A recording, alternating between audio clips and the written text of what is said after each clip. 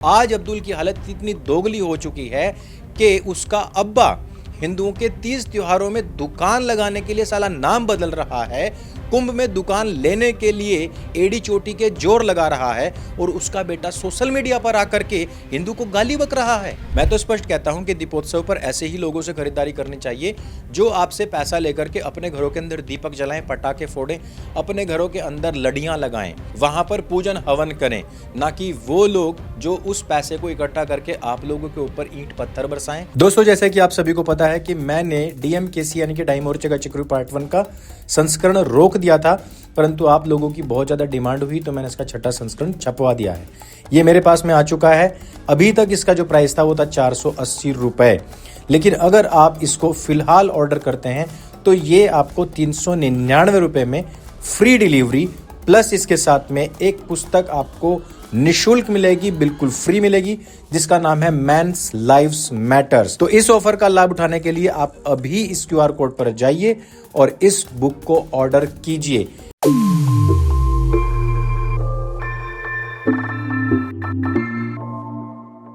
सबसे पहले तो हमारे सभी सनातनी भाइयों को दीपोत्सव की बहुत बहुत शुभकामनाएं।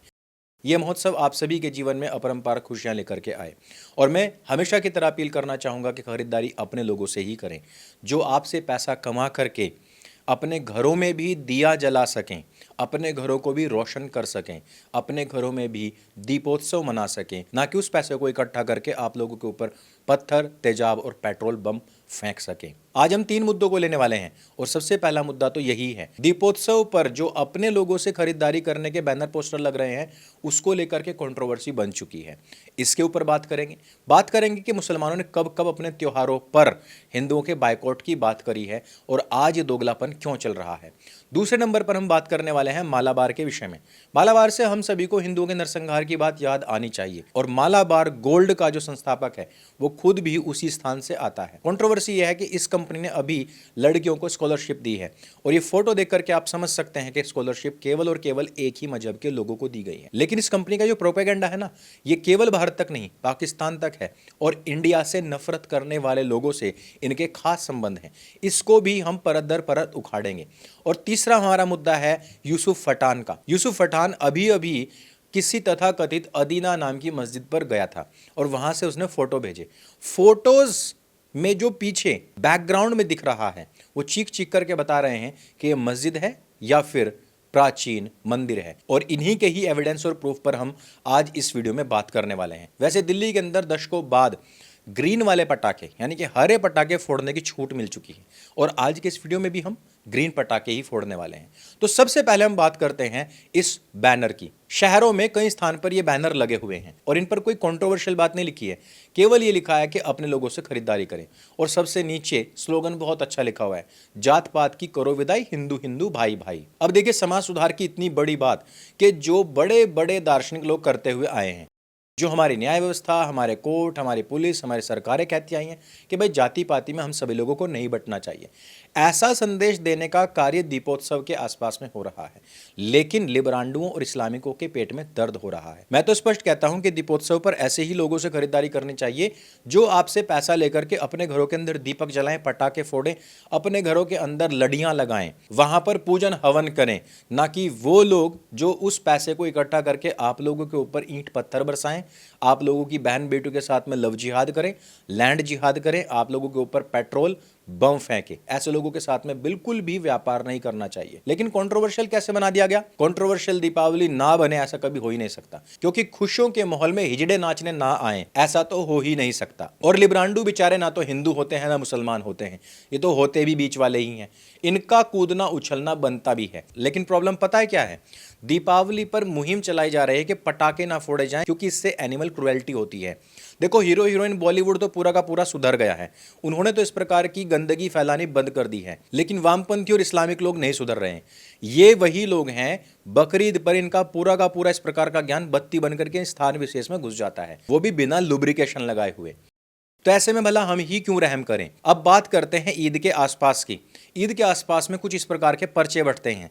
इन पर्चों पर साफ लिखा रहता है कि अपने लोगों से ही खरीदारी कीजिए, क्योंकि अगर अपना व्यक्ति होगा तो ज़कात निकालेगा, गैर होगा तो हथियार निकालेगा। इस प्रकार के पर्चे मुसलमानों में बंटते हैं। कई बार ईद के आसपास हिंदुओं की दुकानों पर खरीदारी करने वाली महिलाओं की पिटाई तक हुई है। इस प्रकार के काफ़ी सारे वीडियोस आ चुके हैं, यहाँ डालूंगा तो कंट्रोवर्सी हो जाएगी, यूट्यूब वीडियो को बैन भी कर सकता है क्योंकि उनको ब्रुटली मारा जाता है। मुसलमान अपने मोहल्लों में खड़े होकर के वीडियो बनाते हैं कि अपनी खरीदारी केवल अपने लोगों से करें, और फिर यही लोग अगले ही दिन पोस्ट करने आ जाते हैं कि देखिए मुसलमानों से कोई दिए नहीं खरीद रहा है, मुसलमानों से कोई पटाखे नहीं खरीद रहा है। और अगर इनको हिंदुओं के बीच में काम ही करना है तो इनको अपनी हर एक दुकान पर आई लव मोहम्मद भी लिखना चाहिए। आई लव मोहम्मद से अगर इनको इतना ही प्यार है तो काफिरों के बीच व्यापार करने के दौरान भी उस स्लोगन को याद रखना चाहिए। रक्षाबंधन का वीडियो याद है आपको? एक तरफ मुसलमान की दुकान थी, दूसरी तरफ हिंदू की दुकान थी, और हिंदू की दुकान पर सारे लोग थे। मेरा सवाल है मुसलमानों से, क्या आपको हिंदुओं के 30 त्योहारों में कोई विश्वास है? क्या आप हिंदुओं के देवी देवताओं को मानते हैं? क्या आप उनकी मूर्तियों को मानते हैं? जब आप उनको मानते ही नहीं, जब आपकी सभ्यता ही केवल यहाँ पर हिंदुओं को नष्ट करने के लिए आई थी, उनके मंदिरों को तोड़ने के लिए आई, उनकी मूर्तियों को तोड़ करके अपनी मस्जिदों की सीढ़ियों में दबाने के लिए आई, इन लोगों को कन्वर्ट करने के लिए आई, तो फिर तुमको उनके ही क्षेत्र में जाकर के उनके 30 त्योहारों में दुकान लगानी क्यों है? आज अब्दुल की हालत इतनी दोगली हो चुकी है कि उसका अब्बा हिंदुओं के 30 त्योहारों में दुकान लगाने के लिए साला नाम बदल रहा है, कुंभ में दुकान लेने के लिए एड़ी चोटी के जोर लगा रहा है, और उसका बेटा सोशल मीडिया पर आकर के हिंदू को गाली बक रहा है। ये दोगलापन चल रहा है, और इन्हीं लोगों को फिर हम ही लोगों से बिजनेस भी चाहिए। धी दे के भूल गए हो क्या भाई हमको कि भाई साले हैं, इनका तो काम करके देना ही देना पड़ेगा? ना भाई ना, ये नहीं चलेगा। अभी एक और आई थी, पहले मुझे मुल्ली कहा गया। इकरा हसन सांसद कह रही है कि मुझे मुल्ली कहा गया, तो पंडिताइन कह दे तुझे, बाहमणी कह दे तुझे, बनिया कह दे तुझे, क्यों कह दे भाई? मुल्ली है तो मुल्ली को मुल्ली ही कहा जाएगा ना। ये सारे के सारे प्रोपेगेंडा क्यों रचे जाते हैं? क्योंकि हिंदुओं के 30 त्योहार आ रहे हैं और हिंदुओं को किसी भी प्रकार से अपमानित करना है। एक ट्रेन का वीडियो है, व्यक्ति की नौकरी लगी, ट्रेन चली है बिल्कुल नई नई, उसमें नारियल फोड़ने के बाद में पूजा कर रहा है। बम फोड़ने वाली जमात नारियल फोड़ने पर आपत्ति जता रही है और कह रहे कि अगर कोई मुसलमान नमाज पढ़ लेता तो। अरे मुसलमान हर जगह नमाज पढ़ता है भाई, भैंस के ऊपर वो नमाज पढ़ ले, टावर पे चढ़ कर पढ़ ले, पानी के अंदर पढ़ ले, वो कहाँ नमाज नहीं पढ़ता है? हर जगह मुसलमान नमाज पढ़ता है। कुछ लोग कह रहे हैं कि इससे अगर किसी व्यक्ति की हानि हो गई तो, अरे रास्ता रोक करके जहाज के अंदर, ट्रेन के अंदर, बस के अंदर, हर जगह पर तुम लोग नमाज पढ़ते हो और आने जाने वाले यात्रियों को दिक्कत होती है, तब कोई नहीं बोलता है। यही दोगलापन 1400 साल से चला आ रहा है और इस दोगलेपन से ये अभी तक बाहर नहीं निकल रहे। मुसलमानों ने हर एक अपने त्योहार पर हिंदुओं का बाइकआउट किया है। हिंदुओं ने बाइकआउट नहीं कहा, कहा कि अपने लोगों से खरीदारी करो, और ये होना ही चाहिए। अब जैसे कि दीपोत्सव चल रहा है, दीपोत्सव पर सभी लोग सोना खरीद रहे हैं और ब्रांड के चक्कर में जिन लोगों के पास में ना थोड़ा सा पैसा ज़्यादा हो जाता है तो अपने लोकल जो उसका दुकानदार है सबसे पहले उसको छोड़ता है, जो उसके सुख दुख में काम आने वाला है। ये लोग कहाँ जाते हैं फिर? ये लोग जाते हैं मालाबार जैसी दुकानों पर। ये मालाबार का जो मालिक है ये कौन है? इसका नाम पढ़ो। इसके जो सारे के सारे मेंबर्स हैं इसके घर के लोग हैं। साल भर के अंदर 51,000 करोड़ का टर्नओवर करता है। परिवार के पास में 2,000 करोड़ की असेट है। और ये लोग जिस समय पर छात्रवृत्ति देने की बारी आती है तो केवल और केवल अपनी कौम के लोगों को चुनते हैं। सोना कौन खरीदता है? सारे के सारे हिंदू। इस समय त्योहार चल रहे हैं, उस समय पर सबसे ज्यादा खरीदारी कौन करेगा? हिंदू।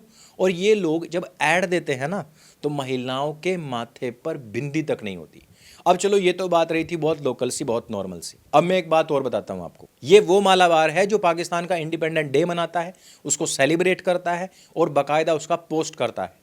ये यहीं पर नहीं रुकते हैं, ये लोग वहाँ के उन लोगों को अपने यहाँ पर ऐड करने के लिए बुलाते हैं जो लोग ऑलरेडी ऑपरेशन सिंदूर का अपमान कर चुके हैं, उसका उपहास उड़ा चुके हैं, उनको अपने यहाँ पर मॉडल्स के लिए काम देते हैं। ये इन्फ्लुएंसर है पाकिस्तान की, इसका नाम है अली शबा खालिद। ये ऑपरेशन सिंदूर का अपमान कर चुकी है, मखौल उड़ा चुकी है। मालाबार को कोई और इन्फ्लुएंसर नहीं मिला भाई, केवल यही औरत मिली इनको। और फिर इन लोगों ने क्या किया, एक विजय गजेरा नाम से ट्विटर हैंडल है, वो बहुत अच्छी अच्छी रिसर्च कर करके लेकर आते हैं और इन्होंने इस मुल्ला का भी इसी प्रकार से जो खतना हो रखा है उसकी जांच करते हुए सोशल मीडिया पर पेश कर दी। और ये मुल्ला, इसकी पूरी की पूरी कंपनी विजय भाई के पीछे लग जाते हैं कि इसके ऊपर एफआईआर करनी है, इसको जेल में डलवाना है। यानी कि तुम खुल्लम खुल्ला हिंदू से पैसा कमाओ, उसकी छात्रवृत्ति भी केवल मुस्लिम लड़कियों को दो, और अगर उस बात पर कोई ऑफेंड हो जाए, वही लोग जो तुमसे खरीदारी करते हैं तो उनको जेल में डलवा दो। इस दीपावली पर हम लोगों को केवल अपने लोकल दुकानदारों से जाकर के सामान खरीदना है। और ऐसा नहीं है कि लोकल दुकानदार के पास में BIS हॉलमार्क नहीं होता है, वो भी सामान अच्छा बेचता है, वो भी तुम्हारी चॉइस के अनुसार बना करके ही बेचता है। ये जब तुम सोने चांदी के जेवर पहनते हो ना, तो उसमें मालाबार का टैग लगा करके तब नहीं घूमते हो कि भाई तुमने 2 लाख का हार लिया है और साला उसमें कागज की पर्ची लटका करके घूमोगे कि ये मालाबार वाला है। नहीं ना, सोना ही पहन के घूमते हो ना, तो वो सोना तुम्हारा लोकल अपना हिंदू भाई भी बना सकता है। जाओ और उससे खरीदो। दीपोत्सव पर इन लोगों का पूर्ण रूपेण बहिष्कार होना चाहिए। अब तीसरे मुद्दे पर आते हैं, जो कि इन्हीं सब मुद्दों से लगा हुआ है। किस प्रकार से ये लोग हमसे धन कमाते हैं और उसका दुरुपयोग करते हैं केवल और केवल हमारे खिलाफ। मोहम्मद यूसुफ पठान है, रहने वाला तो गुजरात का, इरफान पठान का जो बड़ा भाई है, लेकिन इसने TMC से जाकर के पश्चिम बंगाल से चुनाव लड़ा था, सांसद बन गया। काम वाम कुछ करने का मतलब नहीं है। और इसका काम क्या है? इसका काम होता है भाई घूमना फिरना बस। हमारी सरकार भी ऐसे लोगों को ही प्रमोट करती है।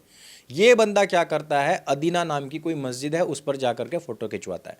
अब इस फोटो को हमने जूम करके देखा, इसमें जगह जगह पर हिंदू मंदिरों के निशान हैं, पहचान है। ये सर्कल में जो आप देख रहे हो ना, ये पूरा गोल सा जो बना हुआ है, ये कमल की पत्तियां हैं। एक और स्थान पर देखिए, ये धनुष से मिलती हुई आकृति है, इसको भी ध्यान से देखिए। नीचे देखिए, यह बीच में सुमेरु पर्वत खड़ा हुआ है, शेषनाग से लिपटा हुआ है, और दोनों तरफ, एक तरफ देवता और दूसरी तरफ राक्षस गण है।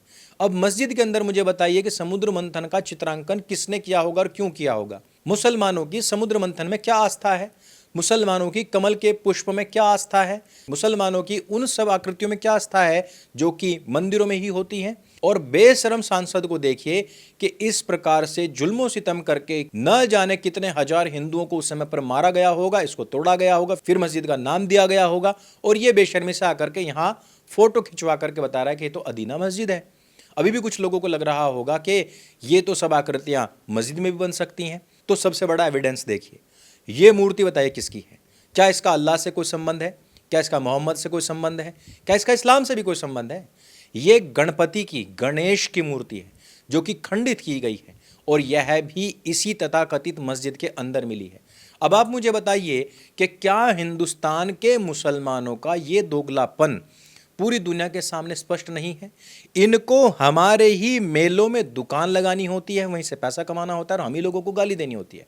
अगले दिन यही लोग हिंदुओं की लड़कियों को टारगेट करेंगे और कहेंगे कि हिंदू की लड़कियों को फंसाना हमारे यहाँ पर शबाब का काम है। यही लोग आकर के कहेंगे योगी मोदी तुझको टपका देंगे। यही लोग कहेंगे कि हिंदुओं को यहाँ से भागना पड़ेगा। यही लोग कहेंगे कि एक दिन हम यहाँ पर इस्लाम का राज स्थापित करेंगे। यही लोग कहेंगे कि एक दिन हम राम मंदिर को तोड़ करके यहाँ पर मस्जिद बनाएंगे। यही लोग कहेंगे कि सोमनाथ मंदिर हमने इसलिए तोड़ा था, उसलिए तोड़ा था। ये जो सारी चीज़ें हैं, इनको तब करनी है जब ये हिंदुओं से पैसा कमा लेते हैं। मुसलमानों को सेक्युलरिज्म केवल और केवल हिंदुओं से ही क्यों चाहिए? मुसलमान ये सेक्युलरिज्म पहले खुद करके क्यों नहीं दिखाता है? मुसलमान कभी असल में सेक्युलर हो ही नहीं सकता, क्योंकि सेक्युलरिज्म इस्लाम और कुरान के हिसाब से हराम है। मुसलमान जो तुमको कहता है कि सेक्युलर देश के अंदर तुम हवा खराब कर रहे हो, तुम सेक्युलरिज्म की फिजा को खराब कर रहे हो, उस मुसलमान से सबसे पहले ये पूछो कि क्या तू सेक्युलर है? एक मुसलमान कभी भी सेक्युलर नहीं हो सकता, नहीं हो सकता, नहीं हो सकता। इस कारण से हिंदुओं को भी इस फेक सेक्युलरिज्म के ऊपर खड़े होकर के धार मार करके यूरिनेट कर देना चाहिए, क्योंकि अब इस फेक सेक्युलरिज्म की हम लोगों को कोई आवश्यकता नहीं है। तो इस वीडियो में सिर्फ इतना ही। अगर ये वीडियो आपको अच्छा लगता है, जानकारी से भरपूर लगता है, तो इसको सबके साथ में शेयर अवश्य करें। अगर आप चाहते हैं कि जानकारी जन जन तक पहुंचनी चाहिए, तो अपने प्रत्येक कॉन्टैक्ट में इस वीडियो को शेयर कर दीजिए। और अगर आपको लगता है कि हमारा यह प्रयास समाज को नई दिशा दे सकता है, तो आप हमारी इन लिंक्स के माध्यम से सहायता भी कर सकते हैं। मेरे संग बोली सत्य सनातन वैदिक धर्म की जय। जय हिंद, वंदे मातरम।